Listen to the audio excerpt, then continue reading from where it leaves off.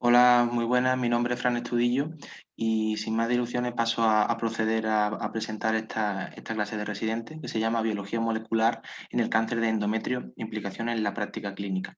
Aunque el título pueda parecer un poco arduo, pero es una clase bastante práctica y enfocada como digo, en el impacto clínico del cáncer de endometrio de la biología molecular, ¿no?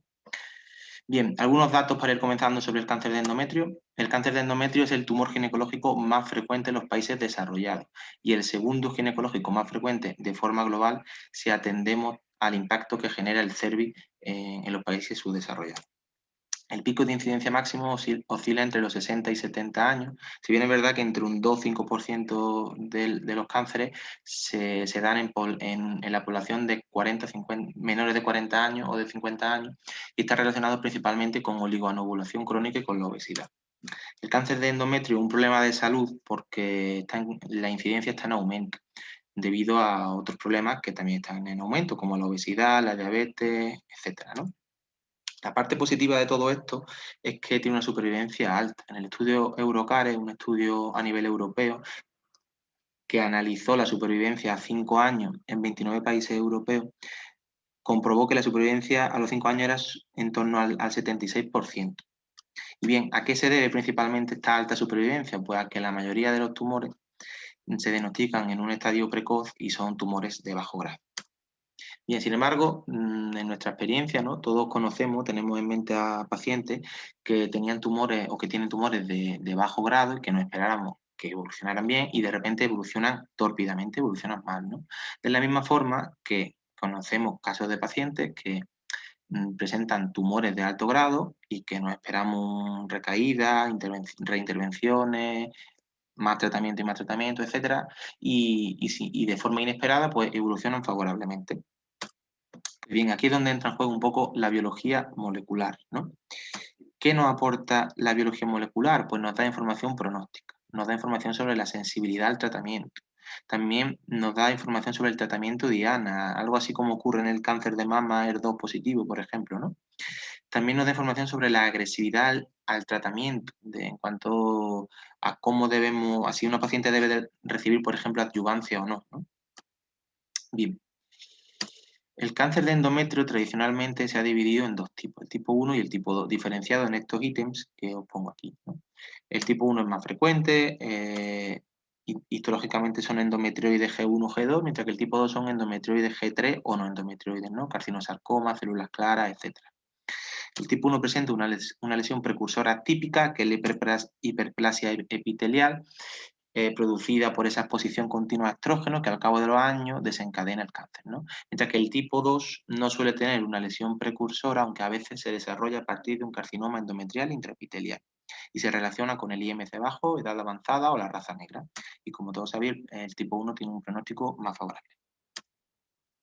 Bien, ¿qué objetivos tenemos al fin y al cabo cuando diagnosticamos un paciente de cáncer de endometrio?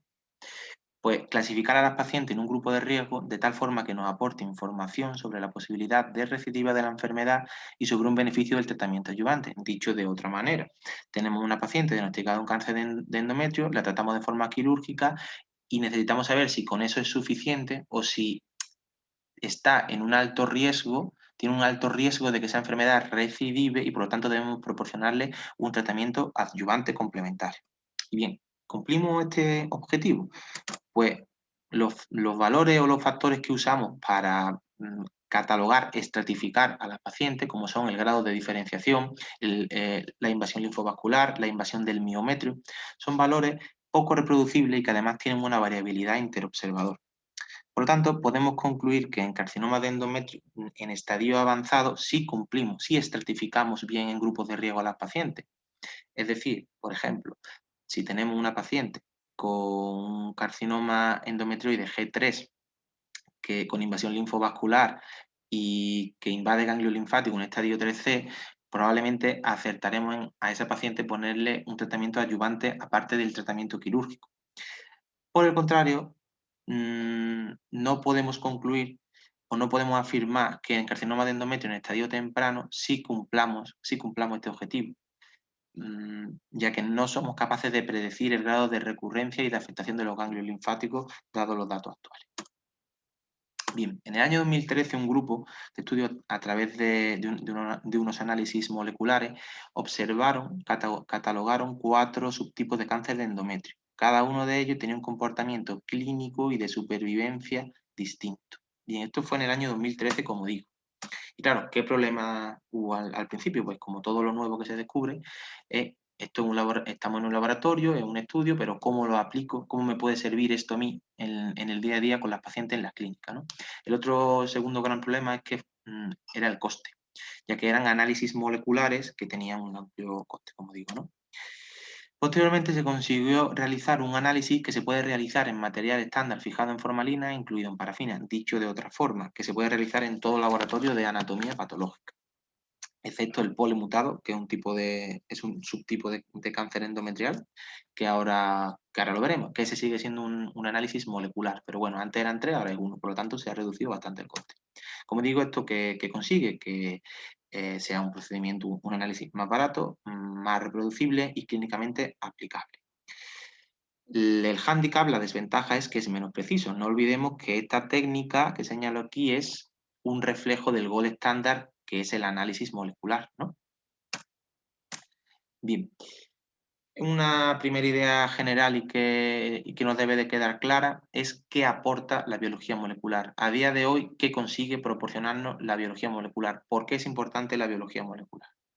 Bien, primero porque nos da información pronóstica. Segundo, es un indicador de tratamiento adyuvante. Y tercero, nos clasifica el riesgo que tiene la paciente, que no olvidemos que era el objetivo final que nos marcamos, ¿no? Es especialmente útil en cáncer de endometrio de alto grado o alto riesgo, y un aspecto importante es que se puede realizar en muestras prequirúrgicas y postquirúrgicas con buena correlación según los estudios. Bien, vamos a comenzar a describir los 4 subtipos de cáncer moleculares de endometrio. El primero es el DNA polimerasa epsilon mutada, también conocido como polihipermutado o polimutado. Supone un 7-9% de todos los tumores, presenta mutaciones recurrentes en el dominio exonucleasa de la DNA polimerasa epsilon, que es una enzima reparadora del DNA. Histológicamente son endometrioides de alto grado con invasión linfovascular y agresivos. Se da en pacientes delgadas y jóvenes y tiene una supervivencia elevada, mayor del 96%. Si nos fijamos, la histología contrasta con el pronóstico, ya que tumores endometrioides de alto grado con invasión linfovascular y agresivo nos esperaríamos encontrar un pronóstico desfavorable, pero no es así. Bien, el siguiente grupo de tumores es el de inestabilidad de microsatélites, que supone el 25-30% de todos los tumores. Presentan una disfunción en las proteínas reguladoras de errores, que son estas que vemos aquí, que si hacemos un breve esfuerzo en nuestra memoria, nos deberían de recordar el síndrome de Lynch. Histológicamente son endometrioides de alto grado, presentan invasión linfovascular y linfocitos infiltrantes de tumores. Se asocian, como digo, al síndrome de Lynch y tienen un pronóstico intermedio. El siguiente grupo es el de número de copias bajo, que supone casi la mitad de todos los tumores. Y este es un poco cajón desastre, ya que son tumores genómicamente estables, con la MMRD competente, es decir, que no presentan inestabilidad y que no presentan mutación en la P53, tampoco mutación en polimutado. Por eso digo que es un poco cajón desastre, ¿no? El P53 es el siguiente tumor que veremos a continuación. Histológicamente son tumores de bajo grado, con bajo nivel de linfocito infiltrante de tumores y con diferenciación escamosa tradicionalmente. Se da en mujeres jóvenes con IMC elevado o con aporte exógeno de estrógeno. El pronóstico es intermedio favorable. El último grupo es el número de copias alto, el P53-ABN, que supone un 13-18% de todos los cánceres. Presenta un elevado número de copias y perfiles mutacionales similares a lo que se observa en el cáncer seroso de ovario o en el triple negativo mamario. Esto ya en nuestra mente nos debe de asociar, de hacer pensar a un tumor agresivo. Presenta una mutación en la proteína P53 que todos conocemos, que es responsable del 50-70% de la mortalidad por cáncer de endometrio. Dicho de otra forma, 1 de cada 2 o 2 de cada 3 mujeres que muere por cáncer de endometrio presenta la proteína P53. Además, expresan algunos de ellos ER2 y déficit de recombinación homóloga otros tantos, ¿no? Histológicamente son serosos o carcinosarcomas, pero sobre todo serosos, tumores de alto grado con invasión linfovascular y atipia celular. Como digo, son tumores agresivos. Se da en pacientes de mayor edad, delgada y tradicionalmente o normalmente se están en estadio avanzado cuando se diagnostican. El pronóstico es malo, como ya insinuamos, y con una supervivencia en torno al 50% a los 5 años. El último no es que sea un grupo, sino que es una circunstancia que se da en un 3-5% de los casos, que los tumores expresan más de un marcador. Y claro, hemos dicho que cada marcador tiene un pronóstico, ¿no? Entonces, ¿qué hacemos si coinciden, si expresa dos marcadores? Máxime cuando de este 3-5% de los casos en los que ocurre que expresan más de un marcador, la mayoría de todo ello, la circunstancia que se da es esta, que expresa P53 y polimutado. Hemos dicho que P53 es el de peor pronóstico y polihipermutado es el de mejor pronóstico. Pues, ¿a quién creemos, no?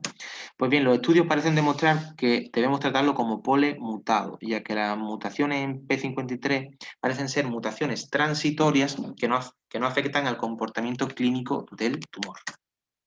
Bien, si recordamos, hemos dicho que una de las cosas que nos aporta la biología molecular es que nos da información pronóstica, que ya hemos hablado de ello, nos da información sobre el tratamiento adyuvante, que vamos a verlo a continuación, y posteriormente hablaremos del último aporte, que es la clasificación del riesgo de las pacientes. Pues bien, vamos a hablar del tratamiento adyuvante y la biología molecular. Para ello, diremos unos datos de cada uno de los subtipos de tumores, ¿vale? Vamos a dar una idea general y después pondremos alguna serie de trabajos, artículos relevantes en la temática para justificarlo, ¿no? Bien, polihipermutado. La idea general que nos tenemos que llevar es que la terapia adyuvante no parece asociarse a mejores resultados. Aquí exponemos un metaanálisis del año 2021 que incluyó a 359 pacientes polihipermutados, en el que no encontraron beneficio del tratamiento adyuvante, no encontraron asociación con los marcadores tradicionales de riesgo, salvo con el estadio de la enfermedad, obtuvieron bajas tasas de recaída o de progresión, pero si se daban y se trataban, la supervivencia era alta. Por lo tanto, parece lógico, ¿no?, iniciar una desescalada terapéutica en estas pacientes y en ello andan muchos de los estudios que están en marcha.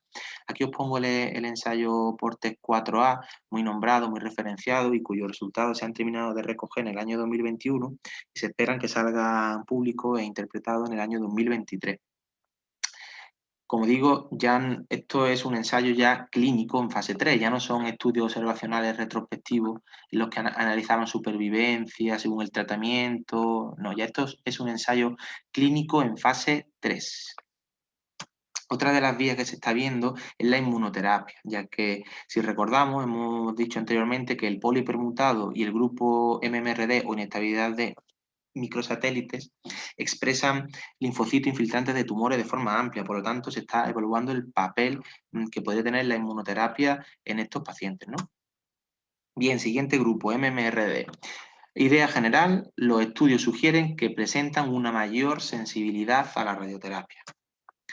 En este estudio de 128 pacientes con cáncer de endometrio, endometrioide G3, 1B, 2, estratificada en grupos de riesgo según la clasificación molecular, observaron que las pacientes del grupo MMRD tuvieron una supervivencia significativamente más alta en aquellas que habían recibido radioterapia. Y como tantos otros estudios, ¿no? Bien, otras nuevas vías, inmunoterapia. Recordemos lo que hemos dicho anteriormente, expresan linfocitos. En este trabajo concluyeron que el estado de disfunción en las proteínas reparadoras de errores predecía el beneficio clínico del bloqueo de puntos de control inmunológico con pembrolizumab, que es un anticuerpo receptor PD-1. Tanto es así que la FDA en Estados Unidos ha aprobado ya a día de hoy su uso en carcinoma de endometrio metastásico o recidivante. Siguiente grupo, número de copias bajos. Bien, idea general, poco estudio, luego hay poca evidencia, pero sí parece ser que el tratamiento conjunto de quimio-radio es superior a la radioterapia. Si bien, como digo, el papel de la quimioterapia está por dilucidar todavía y precisa de más estudios. Algunos autores sugieren que son las pacientes que presentan mutación en beta-1-catenina dentro del grupo de tumores número de copias bajo las que se beneficiarían de la quimioterapia. Si vemos en este estudio, las pacientes con línea discontinua son las que presentan la mutación en beta-1-catenina y las que siguen esta línea son las que tienen beta-catenina normal.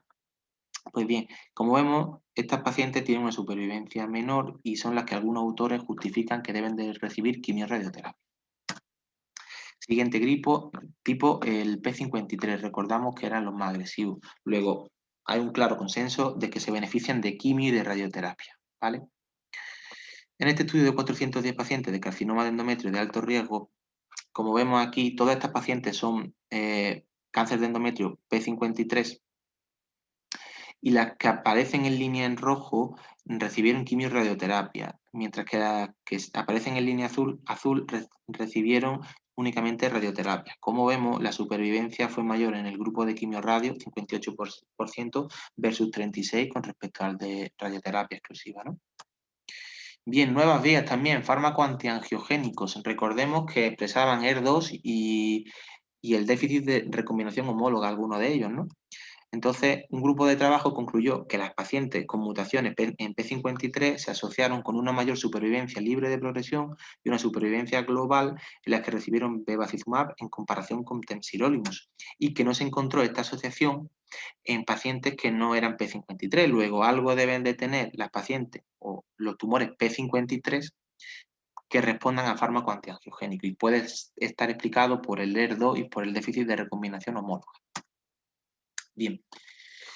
Ya dijimos que la otra cosa el otro aporte fundamental que nos da hoy día la biología molecular era la clasificación del riesgo, ¿no? De las pacientes en cáncer de endometrio. Tradicionalmente, el cáncer de endometrio se ha clasificado en bajo riesgo, intermedio alto, alto y avanzado metastásico. ¿Y qué utilizábamos para realizar la clasificación? Pues los valores, los parámetros que dijimos al principio que tenían poca reproducibilidad y una gran variedad interobservador, como son, por ejemplo, el estadio de la enfermedad, cuando es un 1A, cuando es un 1B, el grado de diferenciación, cuando es un G2, cuando es un G3, la invasión linfovascular, etcétera. Bien, pues en el año 2020 la Sociedad Europea de Ginecología Oncológica, la Sociedad Europea de Radioterapia y Oncología y la Sociedad Europea de Patología elaboraron una guía para el manejo de pacientes con carcinoma de endometrio. En esta guía se recomendaba el uso y el empleo de la clasificación molecular y reclasificaba a las pacientes, es decir, afectaba a la clasificación del riesgo en función de si se conocía la biología molecular del tumor o no. Tal es así que en esta nueva clasificación se introdujeron varios cambios. Los dos más importantes los vamos a comentar a continuación y los señalo en círculo. El primero de los cambios es este que pongo aquí. Las pacientes con un estadio 1 o 2 polihipermutado, pasaban a un grupo de bajo riesgo. Y en el grupo de bajo riesgo la indicación de tratamiento adyuvante es observación. No hay que proporcionar quimioterapia, no hay que proporcionar radioterapia. Es observación. Si nos fijamos aquí, las pacientes con estadio 2,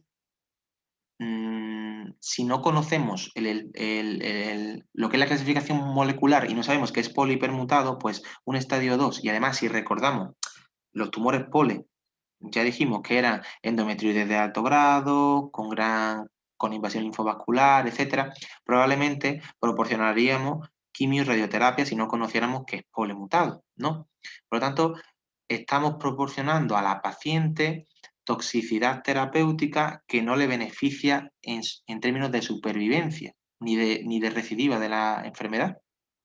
Por otro lado, el siguiente gran cambio que hubo fue que toda paciente estadio 1A que tuviera mínimo de invasión miometrial, es decir, que no fuera un tumor sobre un pólipo, y que expresara P53, pasaba al grupo de alto riesgo. Y lo indicado en estas pacientes era realizar quimioterapia más radioterapia. Imaginamos que no conocemos o no podemos hacer la clasificación molecular y un estadio A no le proporcionamos quimio y radioterapia. Estamos disminuyendo, porque es un bajo grado, estaríamos disminuyendo su supervivencia a costa de que estamos infradiagnosticando e infratratando a la paciente.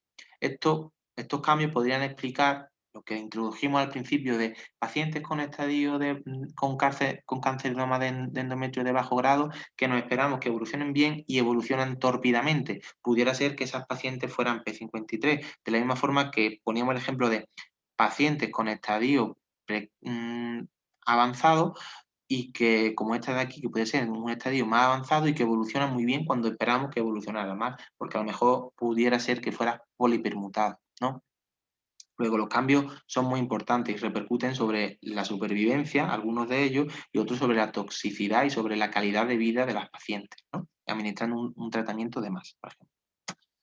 Bien, pues un grupo de trabajo se preguntó, em, se dedicó a reclasificar a las pacientes acorde a lo que había dicho la ESGO, ¿no? Y analizó cuántos cambios producía la clasificación molecular. Pues bien, en este trabajo de casi 600 pacientes, reclasificaron, como digo, acorde a la biología molecular de la ESGO, ¿no? Y 39 pacientes, un 7%, sufrieron cambios, pero es que todos los cambios fueron POLE, hipermutados y P53, que hemos visto que son los que más cambios en el pronóstico tienen.